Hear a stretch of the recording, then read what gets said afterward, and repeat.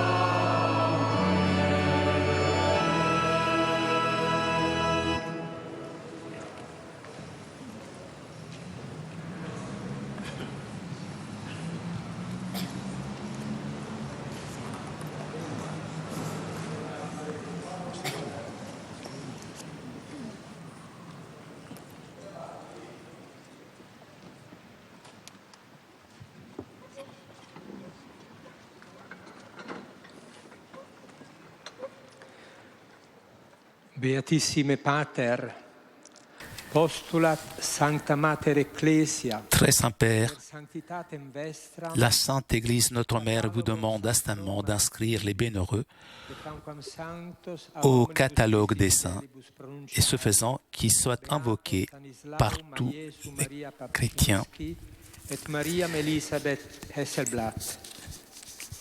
Les bienheureux Élisabeth Hesselbad et Stanislas de Jésus-Marie.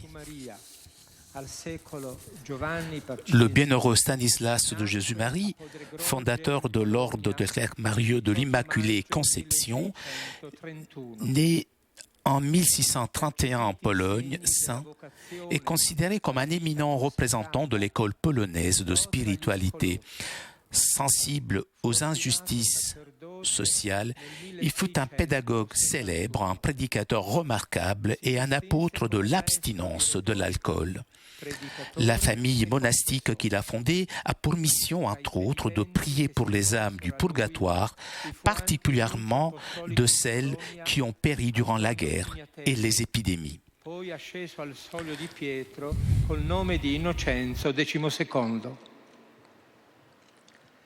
Intraprese la fondazione di un nuovo istituto religioso, i chierici mariani dell'Immacolata Concezione della Beata Vergine Maria, che promosse il culto di questo singolare privilegio mariano. Volle includere tra le principali finalità della congregazione il suffragio per le anime bisognose del purgatorio, in particolare le vittime della guerra e della peste. Dal 1677 si stabilì presso l'odierna Gura Calvaria. Qui svolse un'intensa attività apostolica anche in favore della gente povera delle campagne. Rimase sempre attento all'osservanza della regola e si dedicò con premura al governo dell'istituto religioso. Seriamente infermo, morì a Gura Calvaria il 17 settembre 1701, lasciando molti scritti di spiritualità. Il Santo Padre Benedetto XVI nel 2007 lo annoverò tra i beati. La Beata Maria Elisabetta Hesselblatt, née le 4 juin 1870 dans un village de Flaglavik en Suède, est une religieuse catholique fondatrice de la branche des Sœurs de Saint-Sauveur de Sainte Brigitte.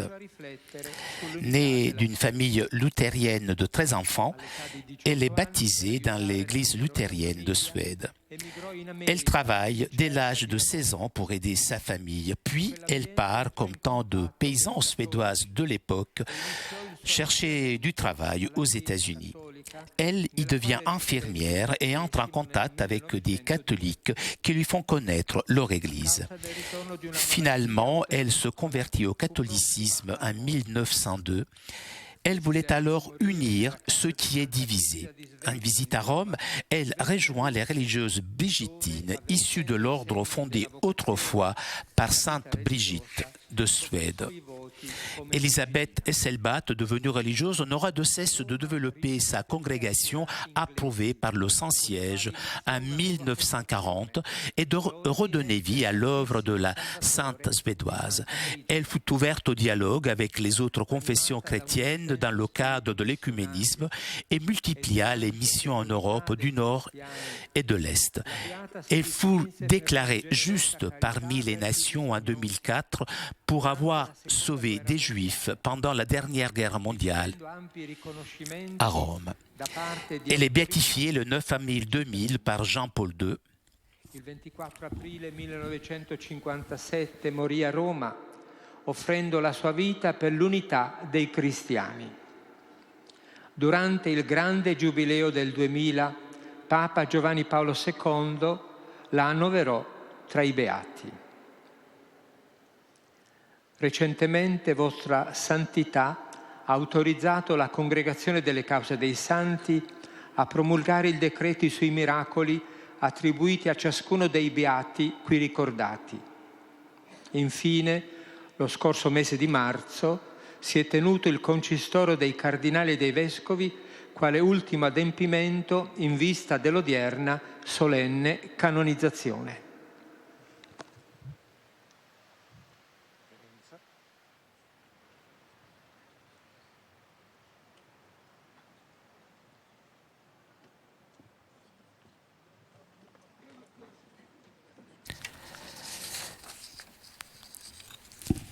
C'était le cardinal Angelo Amato, préfet de la congrégation de la cause des saints.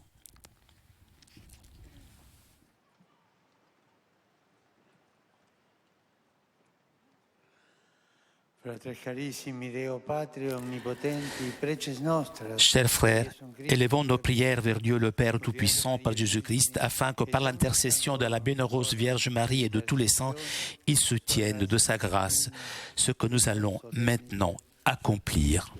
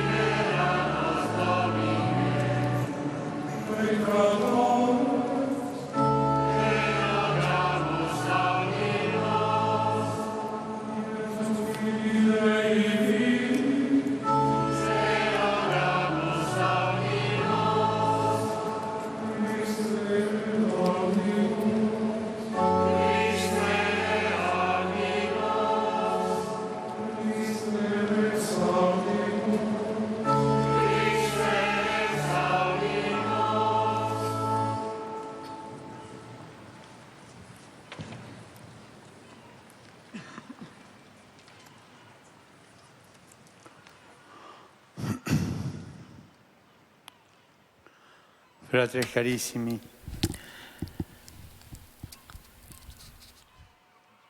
prece populi tui quesum Domine, benignus admitte. Accueille, nous te prions Seigneur, les prières de ton peuple, afin que ce que nous réalisons avec notre service te soit apprécié et qui profite à l'accroissement de ton Église.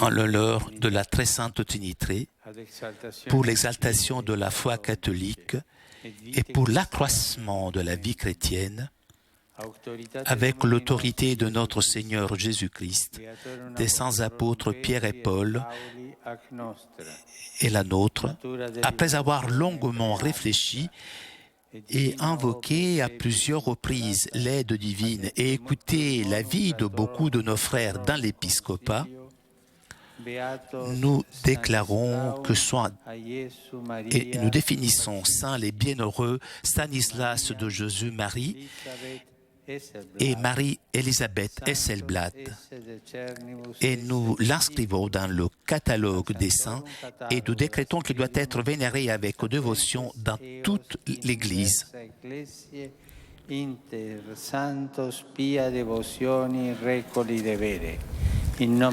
Au nom du Père, du Fils et du Saint-Esprit.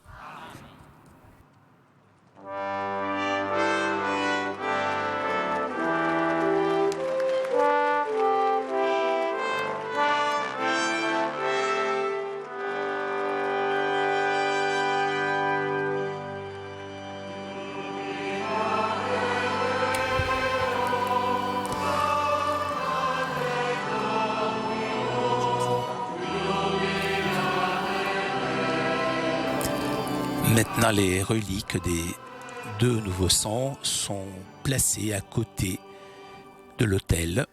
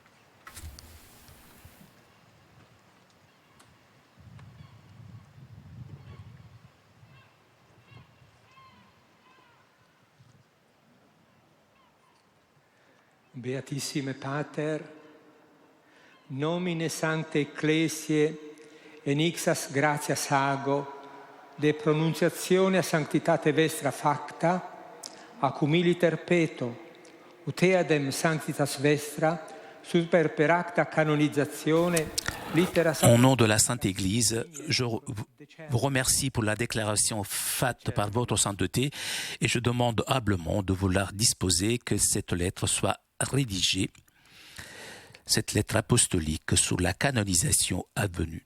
Nous l'ordonnons.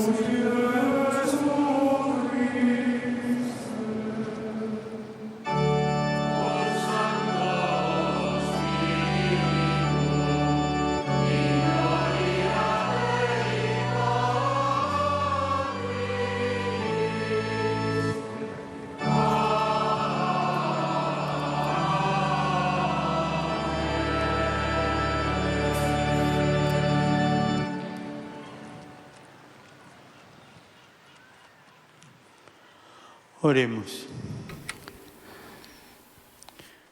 Deus, a quo bona conta procedo. Dieu, source de tout bien, inspire-nous des propos justes et saints et donne-nous ton aide afin que nous puissions les réaliser dans notre vie.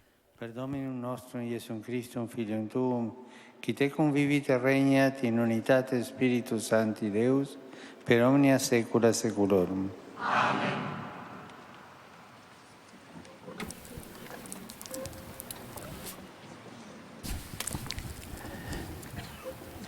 A reading from the Book of Kings. Lecture du premier livre des rois. En ces jours-là, le fils de la femme chez qui habitait le prophète Élie tomba malade. Le mal fut si violent que l'enfant expira. Alors la femme dit à Élie, « Que me veux-tu, homme de Dieu ?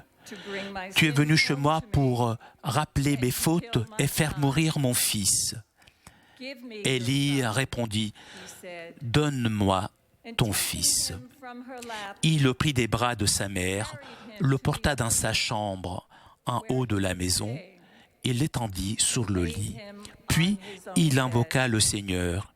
« Seigneur mon Dieu, cette veuve chez qui je loge, lui veux-tu du mal jusqu'à faire mourir son enfant ?» Par 3 fois, il s'étendit sur l'enfant en invoquant le Seigneur.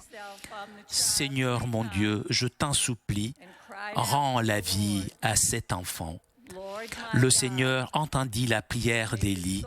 Le souffle de l'enfant revint en lui. Il était vivant. Élie prit alors l'enfant. De sa chambre, il le descendit dans la maison, le remit à sa mère et dit « Regarde, ton fils est vivant. » La femme lui répondit « Maintenant je sais que tu es un homme de Dieu et que de ta bouche, la parole du Seigneur est véridique. » Look, Elijah said, your son is alive. And the woman replied, now I know you are a man of God, and the word of the Lord in your mouth is truth itself. Verbum Domini.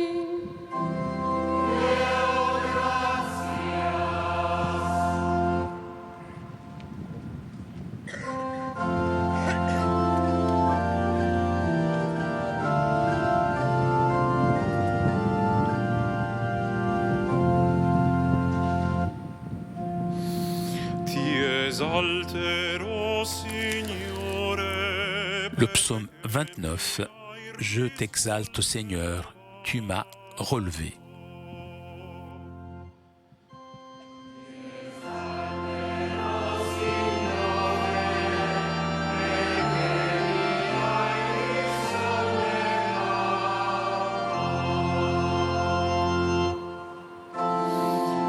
Esalterò, Signore, perché mi hai risollevato, non hai permesso ai miei nemici di gioire su di me. Signore, hai fatto risalire la mia vita dagli inferi, mi hai fatto rivivere perché non scendessi nella fossa.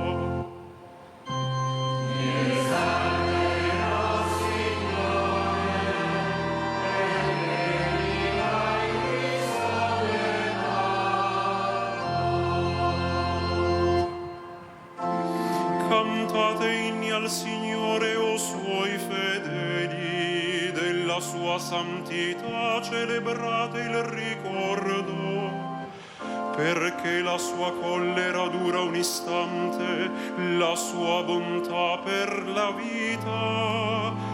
Alla sera ospite il pianto e al mattino la gioia.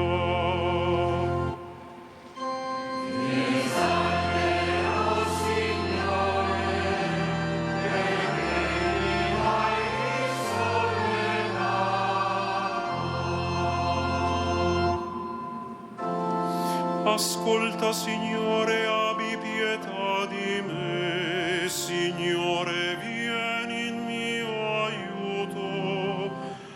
Hai mutato il mio lamento in danza. Signore mio Dio, ti renderò grazie per sempre.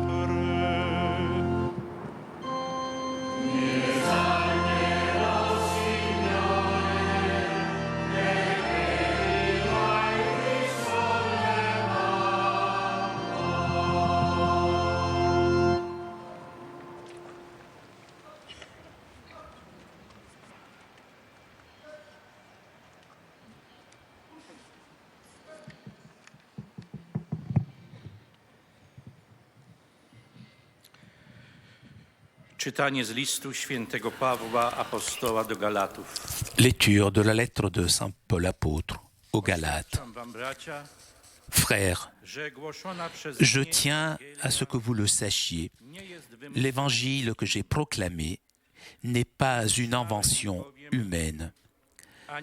Ce n'est pas non plus d'un homme que je l'ai reçu ou appris, mais par révélation de Jésus-Christ.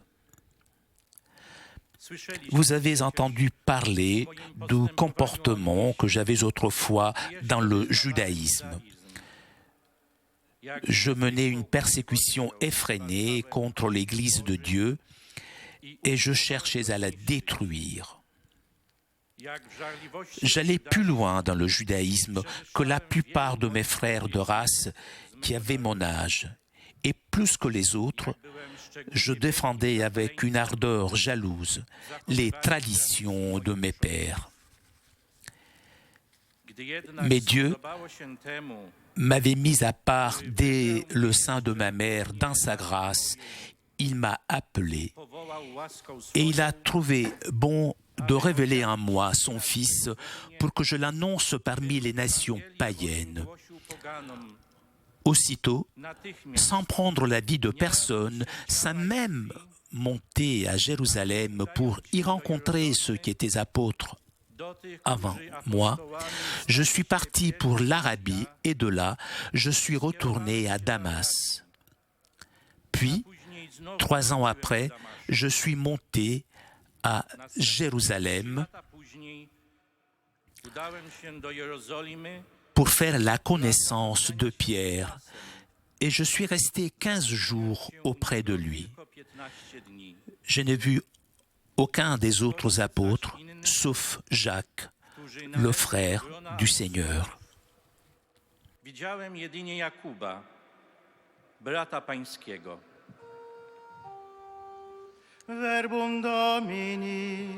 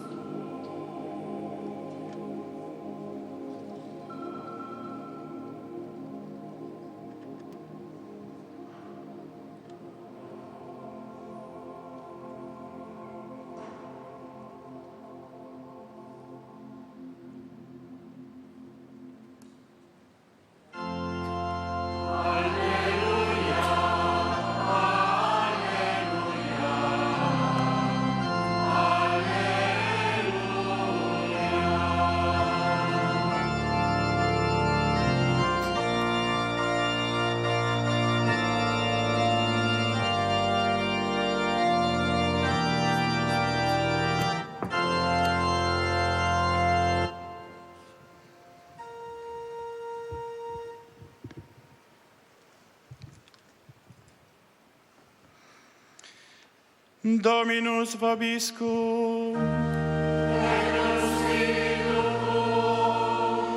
Lectio Sancti Evangelii secundum Lucam. Gloria Tibi, Domine.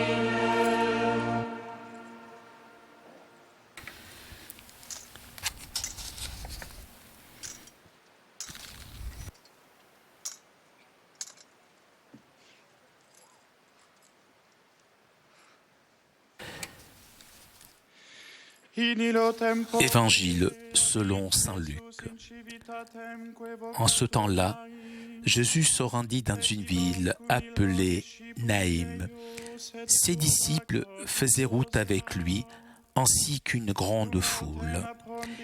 Il arriva près de la porte de la ville au moment où l'on portait un mort pour l'enterrer. C'était un fils unique et sa mère était veuve. Une foule importante de la ville accompagnait cette femme. Voyant celle-ci, le Seigneur fut saisi de compassion pour elle et lui dit : « Ne pleure pas. » Il s'approcha et toucha le cercueil. Les porteurs s'arrêtèrent et Jésus dit : « Jeune homme, je te l'ordonne, lève-toi. » Alors le mort se redressa et se mit à parler, et Jésus le rendit à sa mère.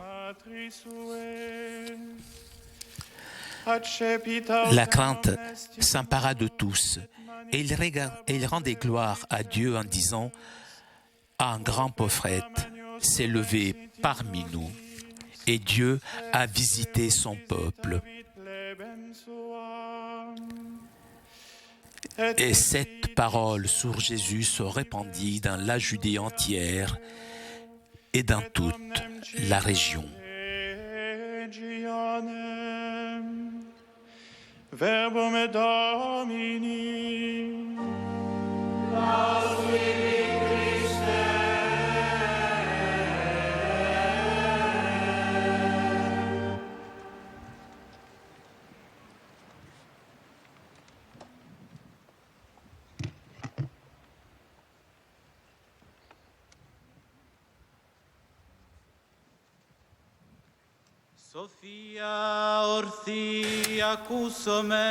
Cette même lecture sera prononcée maintenant en grec.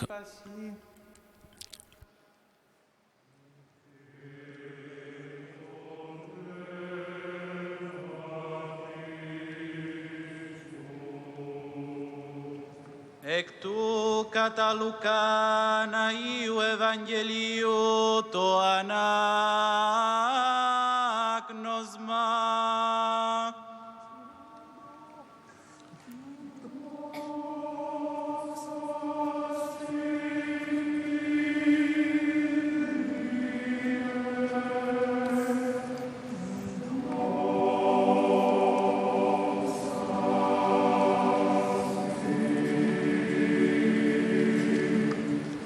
Πρόσκομεν και γένετο εν το εξής επορεύτη εις πολλήν καλουμένη ναήν και συνεπορεύοντο αυτό ηματιθέ αυτού και όκλος πολλής ως δε ήγγινσεν την πύλη της πόλεως και ηδού εξεκομίζετο τεκνικτός μονογεννήσιο τριμητρή αυτού και αυτήν κύρα και όκλος της πόλεως ικανός ειν συν αυτή.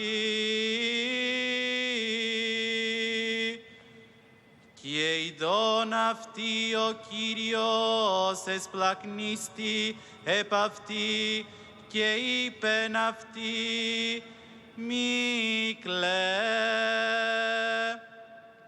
Και προσελτών ύψατο της ορού οι δεβαστάζοντες έστησαν και είπεν, νεανής και συλλέγω έρθητη.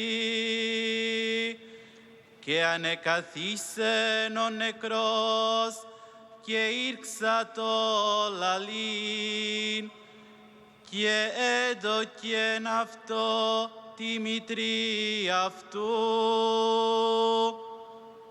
Έλαβεν δε φόβος πάντας και δόξαζον τον Θεόν, λέγοντες ότι προφητής μέγας ιέρθη εν ημίν και ότι επεσκέψα το Θεός των λαών αυτού. Και εξήλθεν ο λόγος ούτως εν όλη τη Ιουδαία περί αυτού και πάση τη περικό.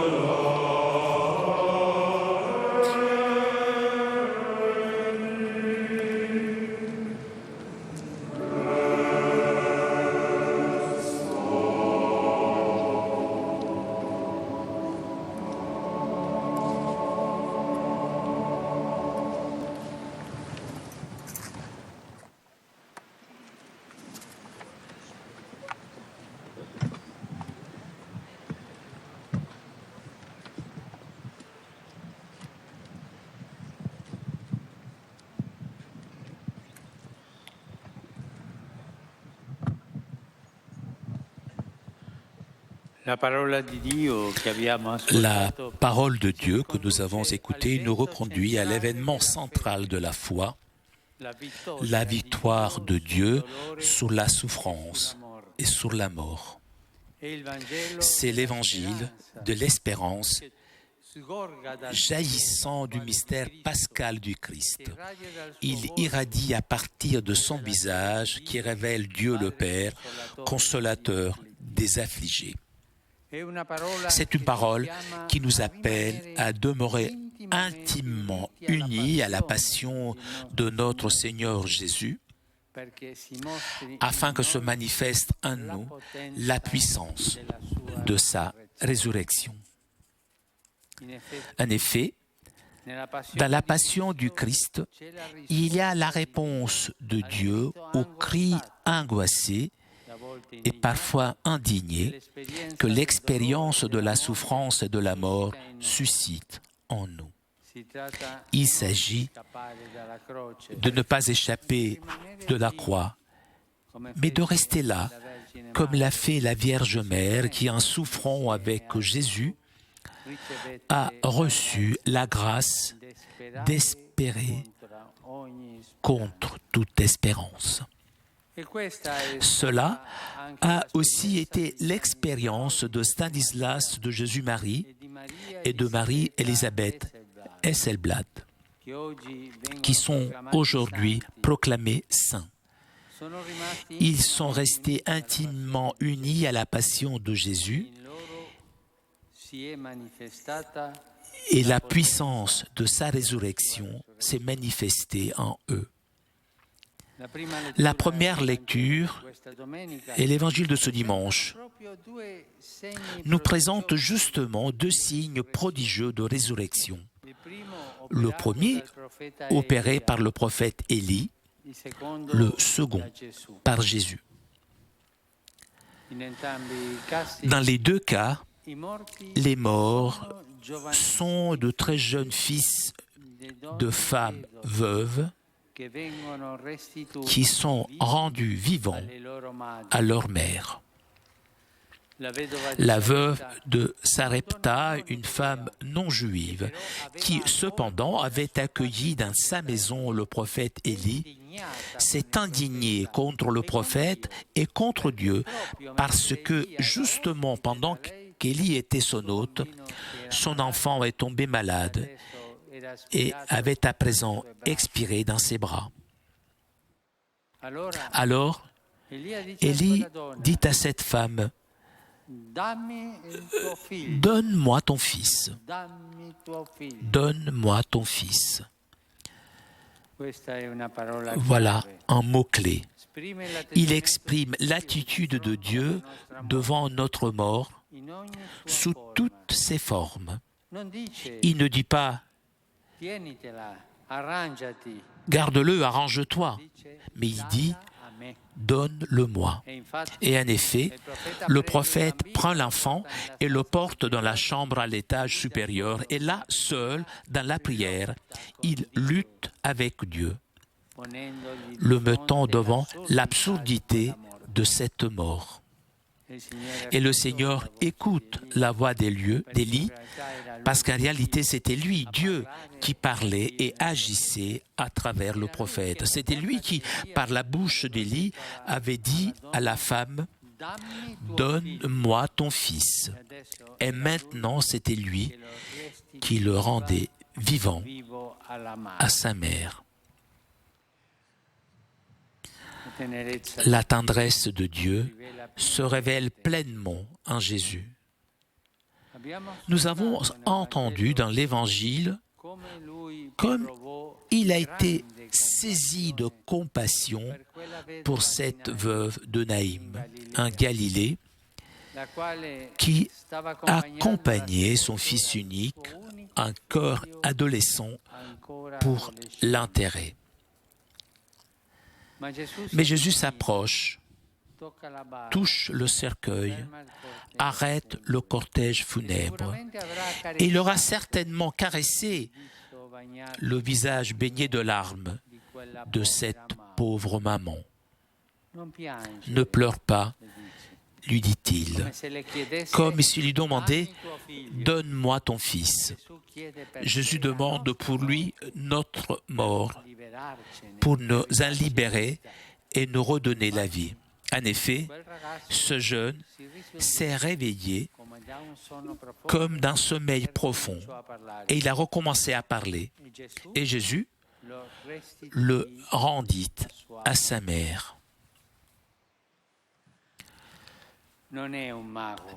Il n'est pas un magicien, il est la tendresse de Dieu incarné. En lui opère l'immense compassion du Père.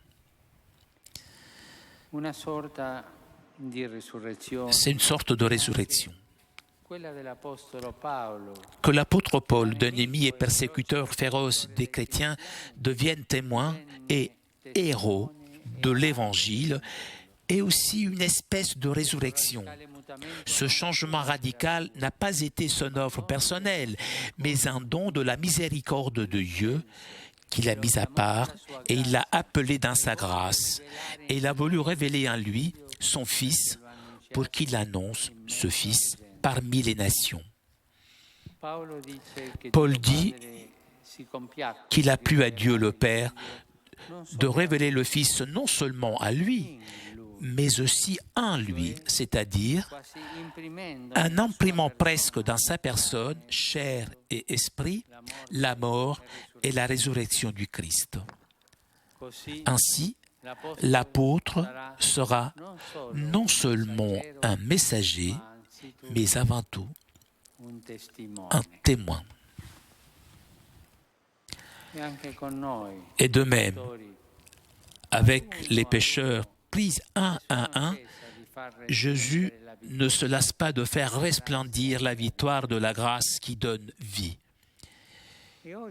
Et aujourd'hui, et tous les jours, il dit à la Mère Église, « Donne-moi tes enfants, que nous sommes nous tous. » Il prend sur lui nos péchés, les enlève et il nous redonne vivants à l'Église même. Et cela advient d'une manière spéciale durant cette année sainte de la miséricorde. Aujourd'hui, l'Église nous montre deux de ces enfants qui sont des témoins exemplaires de ce mystère de résurrection. Les deux peuvent chanter dans l'éternité avec les paroles du psalmiste « Tu as changé mon deuil en une danse. Sans fin, Seigneur mon Dieu, je te rendrai grâce. » Et tous ensemble, nous nous unissons en disant « Je t'exalte, Seigneur, tu m'as relevé